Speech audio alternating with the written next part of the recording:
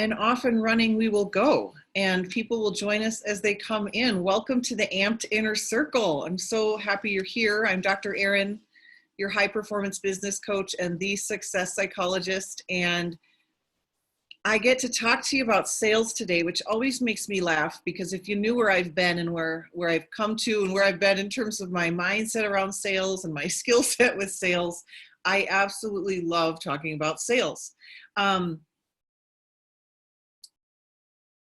For many, many, many years, I actually had a friend who was inviting me to take a look at a network marketing company that she was in. And for about 6 years, she would kind of beautifully keep asking if I'd like to take a look. And I would every time say, oh my gosh, I would hate selling. I could never do sales.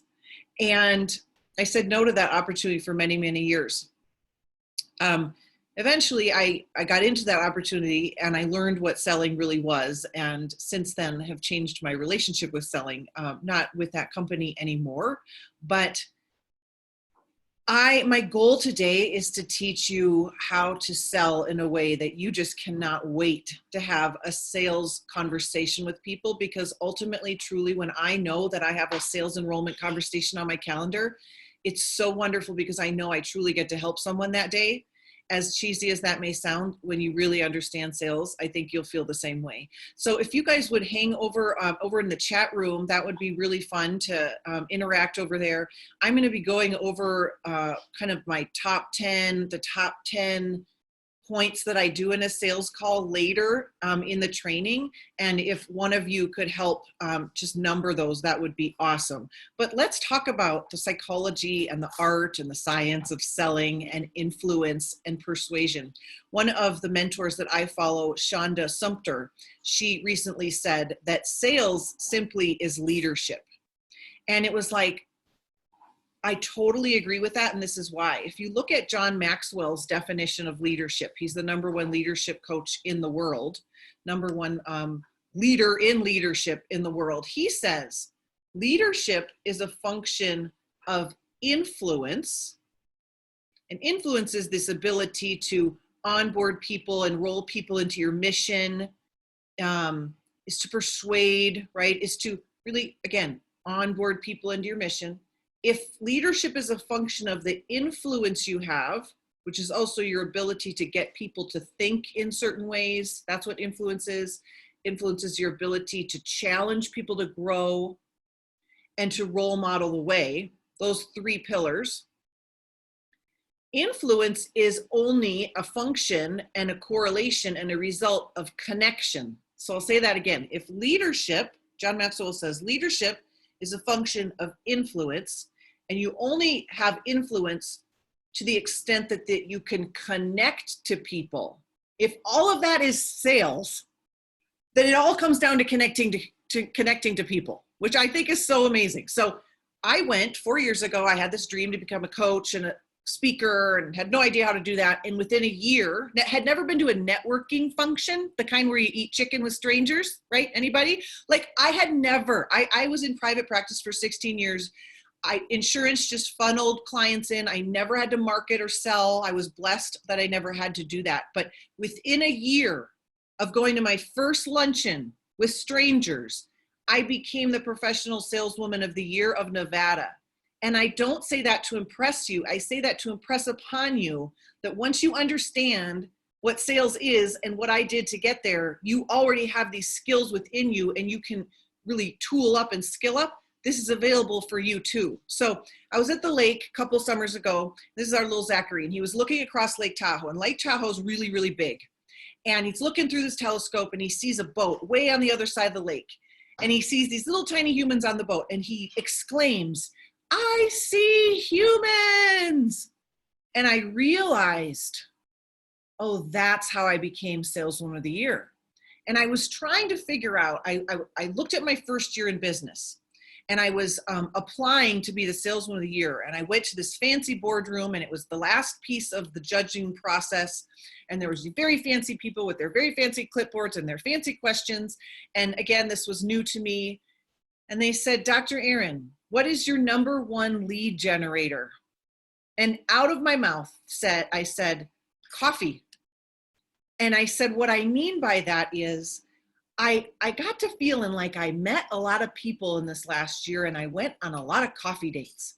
And so I decided to add them up, and I had gone on 213 coffee dates, you guys, okay? And I didn't intend to go on 213 coffee dates. But here's what happened on those coffee dates.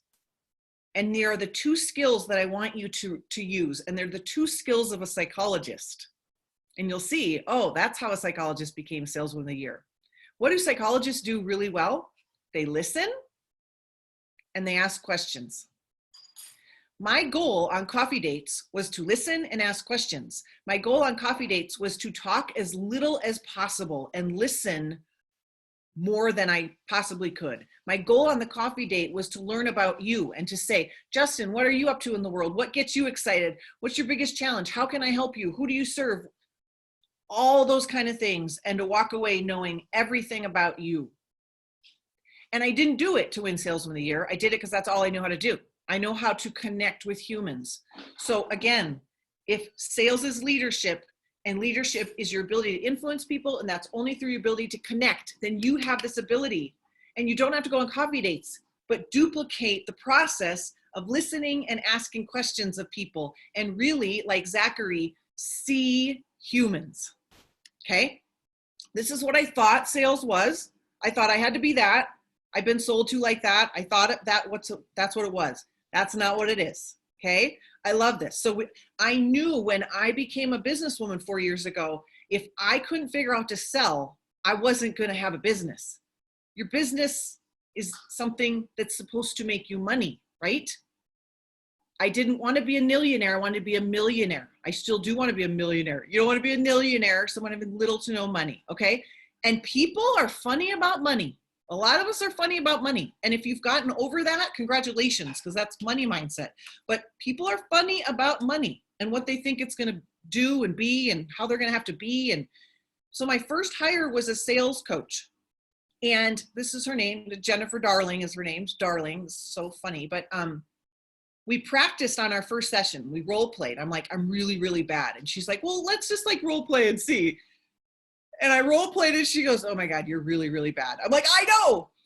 And here's the thing. I just knew I'm really good at getting good at things. And I bet you all are too. And so wherever that gap is in your life, it's usually either a mindset gap or a skill set gap. I had to work on both, but I had to learn the skills of selling. And once I figured it out, I kept learning. I hired Brendan Burchard. He is the #1 marketer online, pretty much.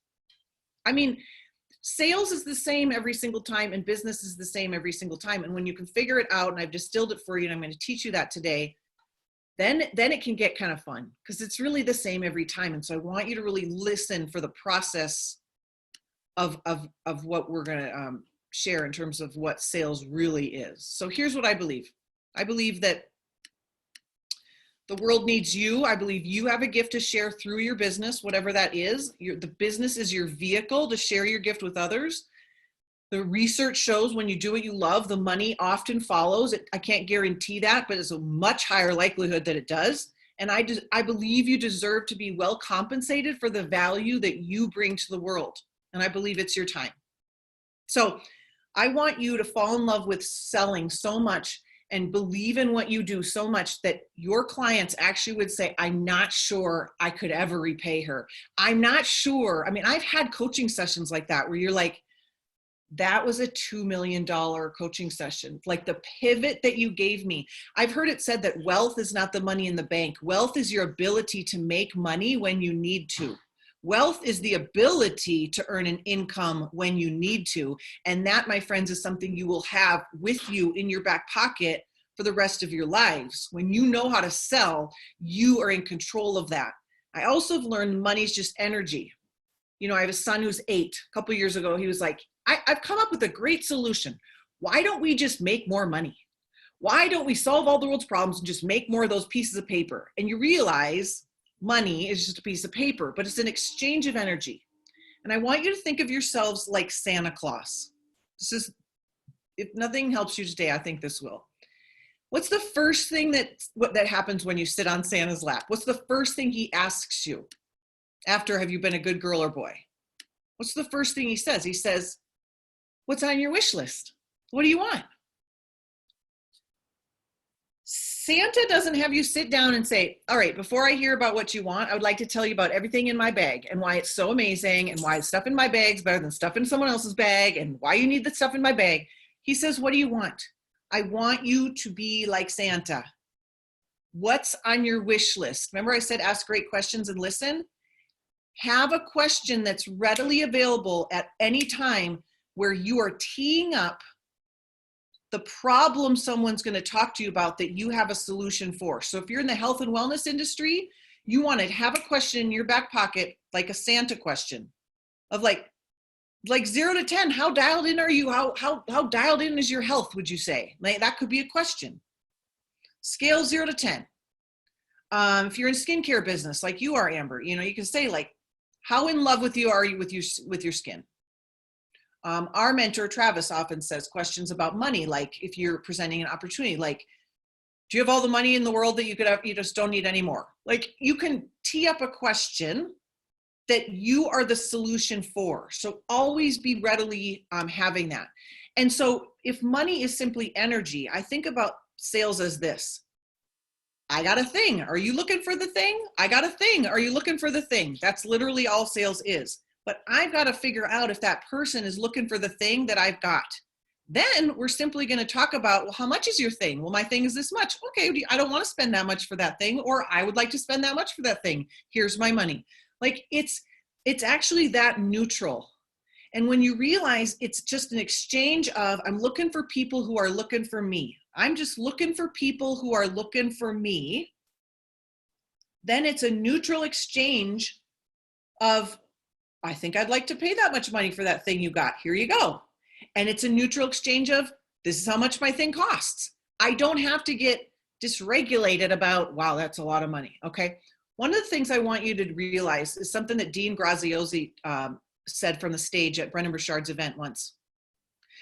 And he said, you have to believe, your job is to believe in what you are selling so much that only two things happen if people don't buy from you, and both are bad. The first option, if they do not buy from you, is they will go with a product of lesser quality. So they won't get your thing, they'll get someone else's thing that's lesser quality, or they won't get a thing that like you have at all. They won't get anything. And your job is to build your belief in your thing, and that no one can do that but you. And so sometimes we have to really start with our belief in our thing. Do we really believe in our thing? And if you don't, you have to just really excavate kind of what's going on there. Because if you believe so much that there's only two options if you don't get my thing, you're going to get someone else's lesser quality, that's bad, or you're not going to get it all, bad, then I literally do feel like I'm a walking Santa Claus with gifts to share with everybody. It's almost like this. Imagine you found the world's greatest recipe for brownies ever, and that you're just a brownie freak like me and you just love a good brownie, and you have this platter full of brownies, and it's just the best you've ever had. And you're walking around the world like, I have the best brownies ever, but you can't have one, and I'm not going to tell you about them either. Like, if you believe in your brownies that much, it would be rude. It would be self-absorbed of you not to share your brownies. So you have to believe in what you have. No one can do that but you. I love what Brendan says. He says, if you don't make the money, you can't sustain the message. If you don't make money, you can't sustain your mission. So sales is simply giving people an opportunity to exchange their money for whatever you got. I got a thing, you looking for the thing.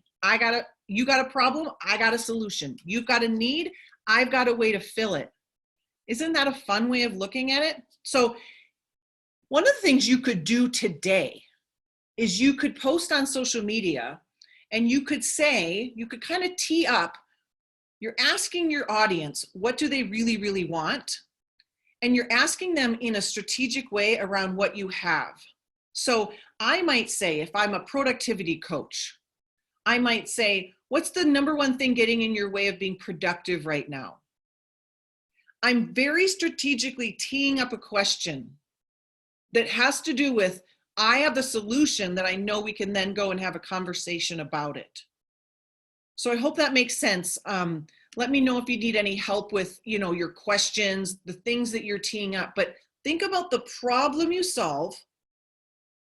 Maybe it's an opportunity, right? It's a financial problem that you solve. Tee up a question about, like, what is your biggest financial concern right now? Because if they have one, that's basically you being Santa, and then you going over maybe into Facebook Messenger and getting on the voice thing and saying, Justin, thanks so much for answering that question. I hear you. So many are having that concern. They're wondering where their next paycheck is coming. Your PPP loan is going to run out, or you didn't get a PPP loan, or whatever. I have an opportunity. I have a solution. If you're open to learning about it, I would love to tell you more. Like, you then just get to grab out of your bag of gifts and disperse the gifts.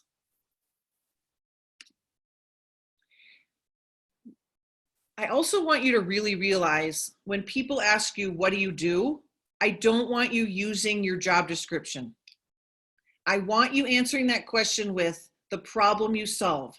So I could say, what do you do? Oh, I'm a business coach and a high performance sales consultant. Okay, don't really care. Or I could say, what do you do? I offer coaching to C-suite level executives who want to get in the top 1% to 2% of their profession. Oh, well, I want to be in the top 1% to 2% of my profession. What do? I help you no longer have to play a guessing game with all the vitamins that you're using and spending money on, and actually get one tailor-made to you based on your DNA. Or I help people take the guesswork and I save them money by getting them nutritional supplements that actually are made just for them. So what problem are you solving? I help people make gobs and gobs of money from their phone. I mean, you could be simple and you could, right? Like, you solve a problem. I help people, hi Gina, I help people sleep at night because they finally have money in the bank. I mean, there's many ways you can answer that question, but you're going to sell the problem you solve, not the product. No one cares about your product or your title or your thing unless they know if that thing can solve the problem that they have. So Zachary and Garth, I want you to think of, again, being an influencer means 3 things. I always say in my family, find your Garth. So we made these funny t-shirts, but, and he always says, I'm right here. And so I made little Zachary a t-shirt that says, be like Garth. But three things about being an influencer. 1, you teach people how to think about things. You're the one that's influencing people. These are the key words of an influencer. Have you ever noticed? Can you imagine? So I want you to get really good at using those keywords. Imagine COVID hits and you've got money in the bank and you can then go and help people that need you. Like, imagine there are some people out there that have that kind of financial freedom. I would have liked that. Like, I'm going to teach people how to do that. Imagine never having to worry about your confidence because you have a face full of acne that you can't get rid of. Imagine, like, what would that do for your life? Like, so you're helping people imagine things. Okay, that's what an influencer does. They teach you how to think about things. Have you ever thought about how different we all are, but yet we all use the same nutritional supplements? Fascinating. You're getting them to think about things the way you want them to. Influencers also challenge people to grow. Their influencers are the ones that saying, like, I'm going to go do this thing. Do you want to come and do it with me? Together we could do something really special. That's an influencer kind of challenging people to grow, and then they role model the way. So be like Garth, right? Find your Garth. They're role modeling the way. That's what an influencer does. So in selling and sales, that's what you need to channel. The ability to shape other people's beliefs, behaviors, to believe in your ideas, to buy from you, to follow you. That's what influencers do. And so successful people have influence, which means you have to have healthy relationships, and it's going to take you to the next level. So last thing I'm going to say about that is, remember on those coffee dates that I did, my goal was to be interested, not interesting. My husband is learning how to sell, and he gets to, live with me, the saleswoman of the year. So I get to coach him. That's really fun for him, I'm sure. Just kidding. And he was on a call the other day, and he's like, "Oh, I got some resistance." I'm like, "How'd you start out the call?" And I noticed Garth was talking the whole call. And we went back and we were like, "This is how you need to start out the call. You start out the call with something like, 'So Justin, why are we on the phone? Like, tell me. What are we talking about today?'" Like, that's interesting. Justin's then going to tell me, "Well, I would really like to learn more about this aspect of what you're doing." All of a sudden, I've completely shifted the dynamic from I'm convincing Justin of something to I'm just solving Justin's problems or questions that he's giving to me, even though I just set him up to give them to me. So you're very much leading the sales conversation when you're doing it right, and you're getting them to share with you what they want to know. Okay, so I'm going to go over that. Go over this slide quick. Okay, so 4 steps to sales, and I'll give you all my sales worksheet after this. I'll take a screenshot of who's on here, but I call it mind the gap. And the gap is between where your customer or client is and where they want to be. Your job as a salesperson is to close that gap. Okay, so we're going to mind the gap. Okay, so I'm actually going to go past that. Okay, so your first job on a sales call, first of 4 steps, is identify the gap. So you want to really be clear of like, so I'm wondering what we're here to discuss today. And I'll even say things like, so on this call, Gina, what I would love to know is like what you're up to in the world, what's going well, what your biggest challenges are. I can tell you kind of what I do, and together we'll figure out if you've got some things that maybe I can help you with, and we'll take it from there, and we'll figure out if we're a good fit to work together or not. How does that sound? So I'm setting up the sales call with a clear roadmap that tells you I am thoughtful, I am professional, I have thought about you, I am not wasting your time, I am respecting your time, and I have a clear system for this. Like, it tells you a lot about me if I tell you what's going to happen. And I'm setting it up with permission. Permission is a great thing to do in a sales call, right? Multiple times, you're always going to want to ask for permission and get you in a place of agreeing. Here's a concept I want you to really think about how to use in your sales conversations. The concept is people get behind what they co-create. People join things that they co-create. So you always want your sales conversations to be about, they pretty much came to this solution. You want them feeling like they co-created this solution with you. So it's very much not, I'm convincing you of something. It's, I'm pulling from you with my strategic questions, you telling me what you really want. So if you're in a conversation that you have not invited the other person to, you could say like, so like, I'm so excited to learn, like, what are we talking about today? So if someone reaches out to you and says, like, I want to learn more about your business, I'm going to start with that. I'm not going to start with like, okay, so I'd like to tell you all about my thing. No, I'm going to be like, what do you want to learn? What can I help you with? What gets you excited? Maybe I sent them a tool from our network marketing company. A lot of us on here are from there. Maybe I sent them a video and we're having a call about that. I'm like, oh my gosh. Okay. So I'm dying to hear like what excited you about the video and what questions do you have? That's kind of what I think we should cover today. How does that sound? They'll say, great. So you get them first in a place of saying, yes. How does that sound? Great. Okay, great. Because then you're only then delivering what you said you were going to do, and they asked you, even though you set them up to ask you for it, okay? One of the greatest things to ask a human is to give them kind of bumpers or parameters. And so asking what do you think you would need to double your business or double your happiness? Or what are you trying to accomplish this year? So see how those questions are very different than, so like, what's the goal? What's the goal? No, what's the goal in the next 3 months? I'll often start there for people, and I'll say, I know the goal is to be like rich like Beyonce, but like, what's the goal in the next 3 months? What would be exciting? What would get you excited? Okay, so you want to know the goal. And then the second step is what I call widen the gap. And here is like, you want to widen the pain a little bit. You want them to sit in their pain a little bit and really explore, what have you already tried that hasn't worked? What's been the result? What will happen if this pain stays the same?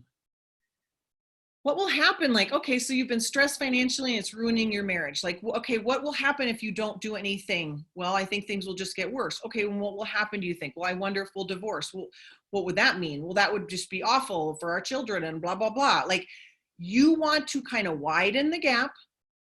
What has this meant to you that you have hired 6 coaches for your business and none of them have helped you, and you've spent $172,000 on them so far? What does this mean? Well, it means my husband says you need to quit your business and go back to work. Well, what would that mean if you had to go back to work? Oh my God, I would hate my life and my depression would come back and blah, blah, blah. Like, you've got to widen the gap for them of not doing anything, of not investing, of not signing up with you, is kind of what you're getting them to see. So you're sitting in the pain and kind of shedding a light on that. The third step is where you're going to start to bridge the gap. And you know, you are the bridge. So you're the bridge. Your solution, your product, your service is the bridge. So first you're going to do what any good therapist would do. You're just going to mirror back what you just heard them saying. You're going to say, let me just make sure that I've got this all right, because I've taken notes, which says I care about you. I've taken notes. You said you'd like to double your business, which would be $50,000 this year. The reason this is so important is because you could then, your husband could work less. He could quit the second job, and your marriage would probably improve, and you would feel like you had really been successful, and you gave him peace, and the kids could actually get to the swim lessons, and you just would sleep better at night. And if you don't do anything, these are the problems, and you're blah, blah, blah. Like, you're reflecting it all back. And you say, did I get that right? Did I miss anything? And they'll be like, yeah, you got it right. And they're kind of revisiting the pain again. And you're creating this motivation for change. And really validate. And I'll often do this. I'll often say, like, and yet here you are. Like, that's amazing. You're on another sales call with another coach. You've done 4 network marketing businesses, and you're still taking a look even though you've been burned. That's amazing quality that you have. So I'll validate something. I'll recognize and acknowledge perseverance. I'll say, and yet you're still a help seeker. There's something about you, whether we work together or not. I love that you're a help seeker. You're constantly looking for mentorship to better yourself. That's why you're on this call with me. That's influence. You see what I just did there? Like, you're inserting how you want them to think about you and them and what's going on here. Okay. And then you start to bridge the gap. Like, what would it mean to you to finally remove these obstacles and reach your goals? And you start having them live in their vision, and you take them to their vision, and you just do a good therapist, and you say, tell me more, tell me more. Oh, tell me more. Like, what are we doing at Disneyland? Okay, how long are we staying? You tell them more, tell me more. And you get them to really visualize and sensualize, is what it's called, like being in that reality. And you ask, like, what does it mean? Like, when you look at the bank account and you see 20,000 sitting there and you know, like, you're good. How does that feel? Oh my God, Dr. Aaron, I can't even imagine that. Well, let's imagine, how would that feel? And you get them to walk you through that, of why is that so important? And then I want you to close the gap. And I want you to say these exact words if you need to. I can help you with that. Like, I want you to practice these words so that they just come out of your mouth. I can help you with that. And then you ask permission. Would it be okay if I shared how I help people with this exact problem? And they will say yes. Again, you've asked permission, and now you're just delivering on what they asked you to do, even though you set them up to ask you to do that, right? See the dynamic?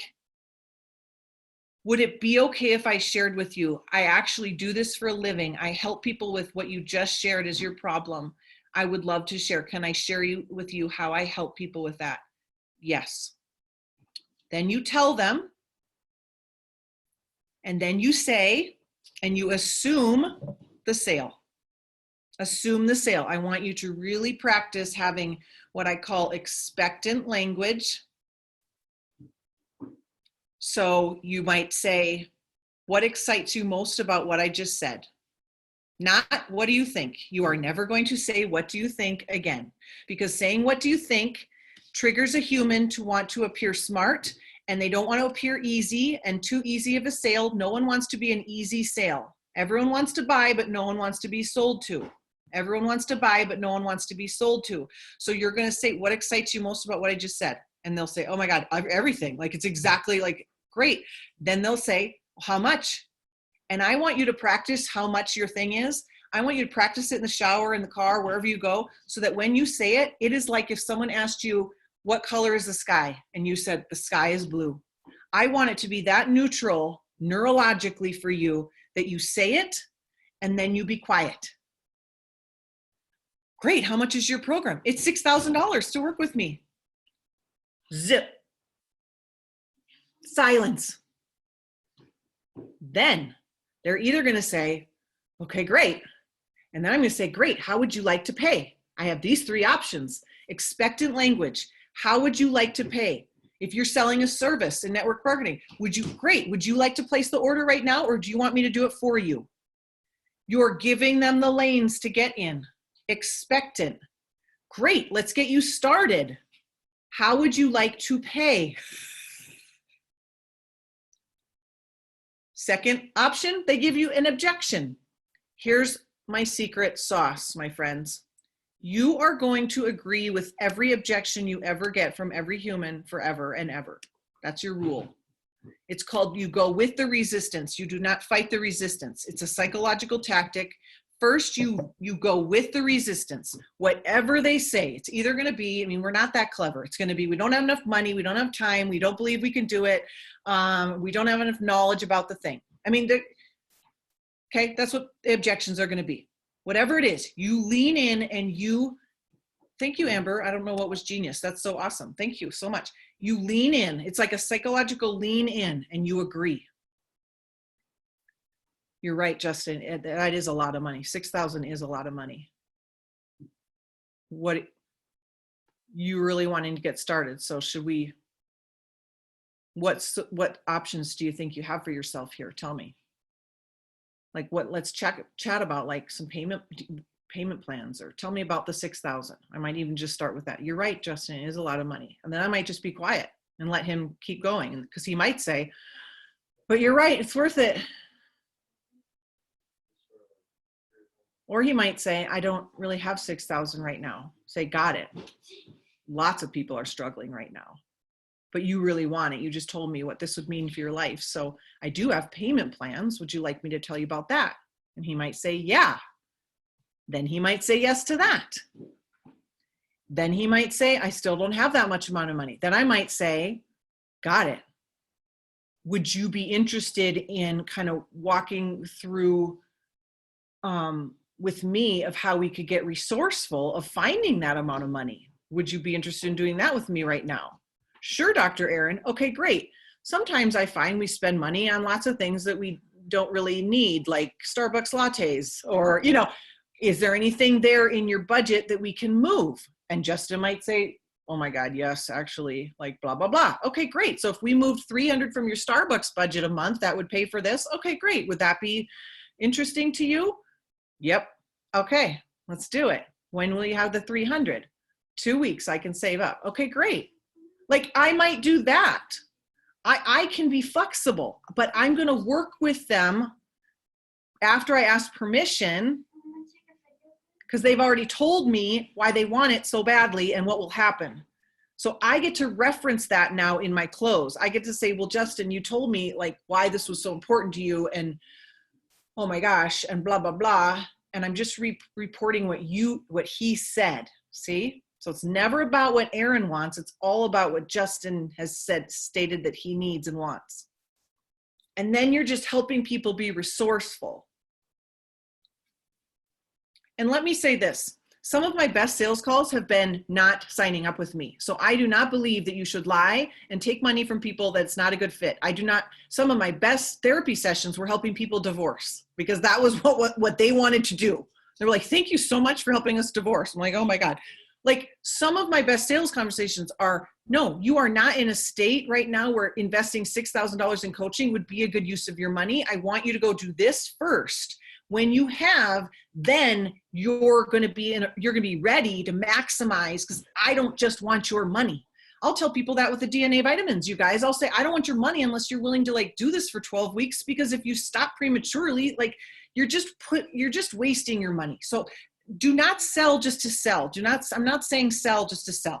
I'm saying if these are your ideal clients, you want to work with them to be resourceful to get to what they really want. Okay? So I hope that was super, super helpful.